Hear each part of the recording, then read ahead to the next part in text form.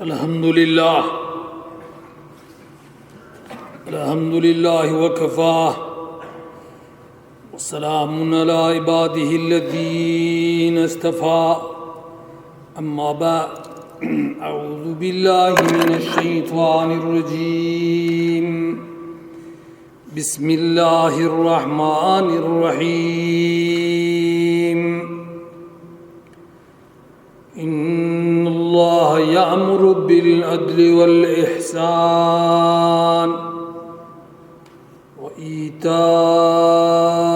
ذي القربى وينهى عن الفحشاء والمنكر والبغي يعظكم لعلكم تذكرون صدق الله العظيم.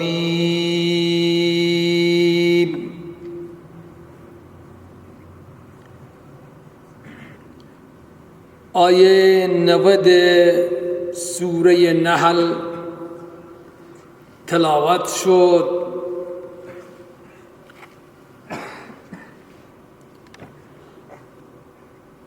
بیان دلائل و براهین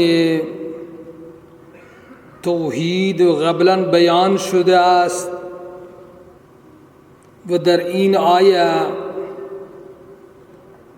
الله تعالی خاتمه و نتیجه دلائل را بیان می فرمایند.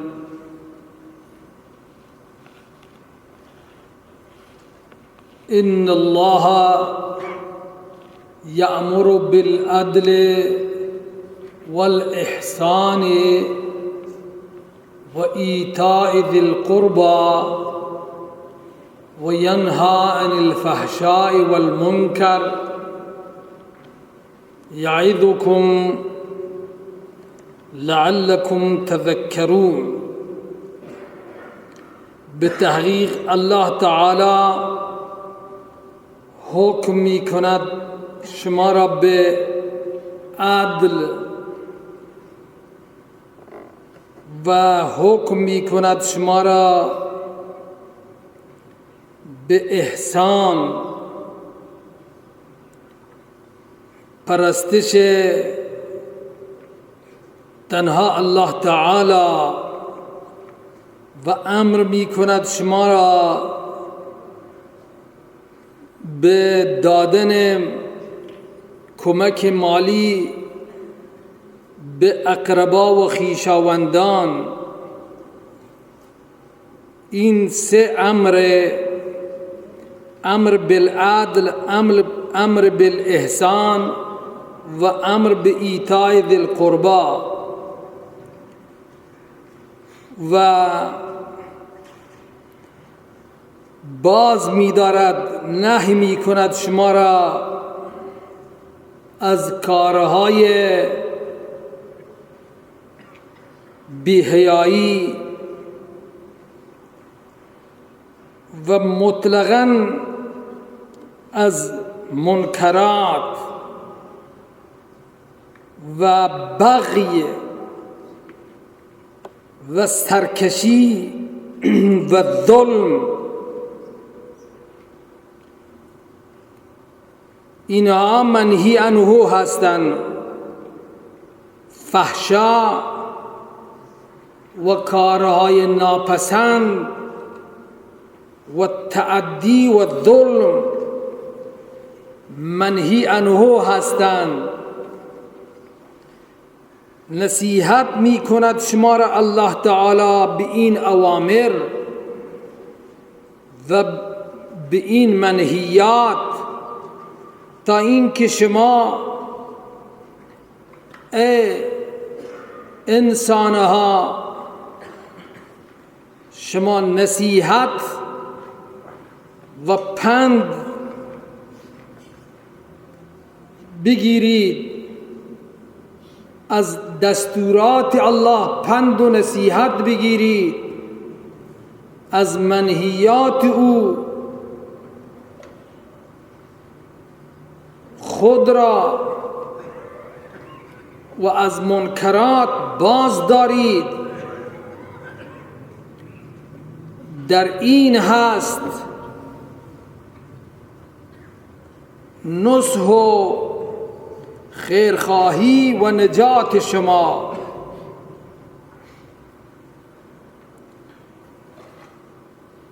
همانطور که همه شما مستحضر هستید، امروز بشریت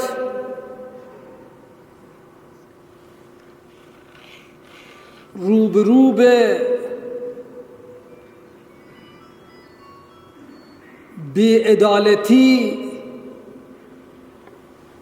شده است. عدالت یک واژه و یک کلمه است که لازمه تمام بشریت هست. عدالت یعنی برابری،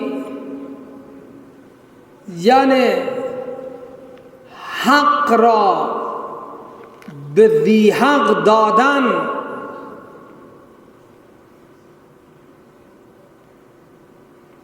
حق را به اهل حق ادا کردن و دادن بدون هیچ دلیل دیگری. این هست عدل. اولین مصداق عدل و اولین عدل و انصاف برای عالم بشریت این هست که نسبت به الله عدل کند. عدل الله توحید الله، تنها پرستش الله، چرا که عبادت حق الله و عبادت فقط لایق برای الله است. عبادت برای غیر الله ظلم هست و بی‌عدالتی هست. همانطور که در سوره لقمان آمده ان الشرک لظلم عظیم، شرک بزرگترین ظلم هست. برای این که عبادت حق الله است که خالق عبادت و بندگی برای الله است. بندگی فقط الله تعالی در این جهان باید انجام بشود و معنای عبادت، یک معنای عبادت فرمانبری هست. فرمانبری از الله عبادت الله است. گوش دادن به فرمان الله عبادت است. پرهیز کردن از شرک و از اعمال ناپسند و ظلم و بی‌عدالتی، این هست عبادت الله. امتثال به اوامر الهی و اجتناب از منهیات، این هست عبادت الله و این هست عدل. اگر امروز فرمانبری از غیر الله در مقابل حکم الله بشود، این عبادت غیر الله است و این طاغوت پرستی هست. قرآن که فرموده ان اعبدوا الله واجتنبوا الطاغوت، الله را پرستش کنید واجتنبوا الطاغوت، و از طاغوت اجتناب بکنید. مفسرین کرام نوشتن که یک معنای طاغوت حکمران ظالم و حکمران ملحد و حکمران کافر می باشد.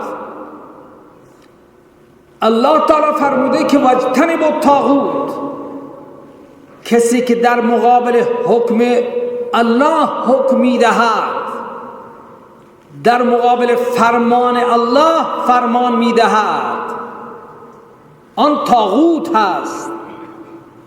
و از فرمانبری طاغوت باید اجتناب و پرهیز کرد. مسلمان، انسان با ضمیر، انسان درست. امروز شما میبینید جهان اسلام دچار یک طاغوت پرستی شده در جهان. عالم اسلام، امت اسلام مبتلا به طاغوت پرستی شده. بت امروز، طاغوت امروز صهیونیست، طاغوت امروز آمریکا، طاغوت امروز غربی ها و غرب زده ها، آنهایی که غرب زدند دنبال روی افکار غربی هستند، افکار غلط غربی هستند، افکار پوسیده و منسوخ شده یهود و نصارا هستند. امروز واقعا جای تأسفه. واقعا امروز به حال اسلام باید گریه کرد. لا یبقى من الاسلام الا اسمه. امروز نام مسلمانی برای ما مانده است. برای حکمرانان کشورهای اسلامی نام مسلمانی باقی مانده. ما شعار اسلام را میزنیم، ما ادعا داریم که قرآن کتاب ماست، ما ادعا داریم که محمد رسول الله رهبر و پیامبر ماست. اما ای مسلمانان، ای حکام جهان، ای امت مسلمه، شما قرآن را خوانده اید، شما قرآن را میخوانید که درباره یهود و نصارا و در مقابل طاغوتهای جهان قرآن چه میگوید، چه گفته است، چه دستور دارد. ای ملت ها، ای مسلمانانی که شما امروز خود را به عنوان روشن فکر و دارای معلومات و علم دارید، شما از قرآن پرسیده اید که قرآن درباره صهیونیست، درباره اینهایی که به اسم مسیحی هستند، به اسم یهودی هستند، اینا هم یهودی به معنای این که کتاب تورات را قبول داشته باشند هم نیستند، انجیل را قبول داشته باشند هم نیستند. همان انجیل و همان توراتی که احبار و رهبان یهود و نصارا تحریف کردن، همان کتاب تحریف شده را هم قبول ندارند و ایمان ندارند. اینها از سر و از ریشه بیدین و ملحدن و کفار مطلقاً.